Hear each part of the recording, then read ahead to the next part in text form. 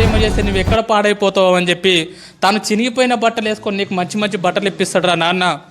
పాపం తను పరిగికో వికారాబాద్కో పంట మొత్తం తీసుకొని వచ్చిన తర్వాత పంట అమ్మిన తర్వాత ఒక 10,000 జేబులో పెట్టుకొని ఇంటికి వెళ్తూ ఉంటే మధ్యాహ్నం 3 అవుతూ ఉంటుంది, ఆకలి అవుతూ ఉంటుంది నాన్నకు బాగా. నాన్న తిందామని చెప్పి ఒక రెస్టారెంట్ ముందర నిలబడి లోపలికి పోయి బిర్యానీ ఎంత ఉందని చెప్పి చూస్తే 250 రూపాయలు ఉంటుంది. నాన్నకు ఆకలి అవుతూ ఉంటుంది, పేగులు మాడిపోతూ ఉంటాయి. అరే నేను ఈ పూట 250 రూపాయలు పెట్టి బిర్యానీ తింటే నా ఒక్కరి కడుపు నిడుతుంది, అదే ఇంటికి ఏమన్నా తీసుకుపోయినా అనుకో నా పిల్లలు కూడా హ్యాపీగా తింటారని చెప్పి తన కడుపు మార్చుకొని ఇంటికి మీ నాన్న వస్తాడు బాస్. రియల్గా మన నాన్న హీరో కాదా?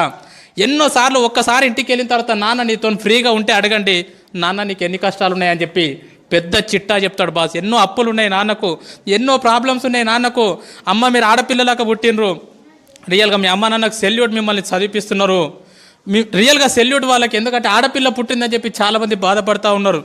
ఆడపిల్ల పుట్టినా సరే చదివిస్తున్నారు, రేపు పొద్దున నీ పెళ్ళి ఎట్లా చేయాలని చెప్పి ఇప్పటి నుంచి ఆలోచిస్తారమ్మ. పాపము నా కూతురికి ఎలాంటి భర్తను తీసుకురావాలి, ఎంత కట్నం ఇవ్వాలి, ఎంత బంగారం పోగు చేయాలని చెప్పి పాపం నాన్న పిచ్చోన్లాగా బయట నీ కోసం కష్టపడుతున్నాడు రా.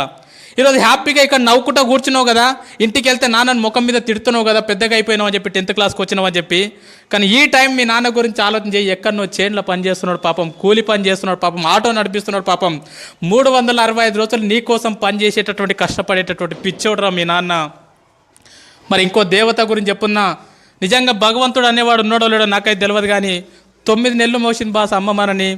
కానీ ఇంటికి పోతే అమ్మకు మనం ఏమి ఇస్తున్నాం తెలుసా? నీకేం తెలియదు ఊకో, మాట్లాడక ఎక్కువ మాట్లాడక, నీకేం తెలుసు స్కూల్ గురించి, నీకేం తెలియదు ఊకో అని చెప్పి అమ్మని చీటికి మాటికి తిడుతున్నాం. రియల్గా గుండె మీద చేసుకొని చెప్పండి, అమ్మతో ప్రేమగా మాట్లాడి ఎన్ని రోజులైంది.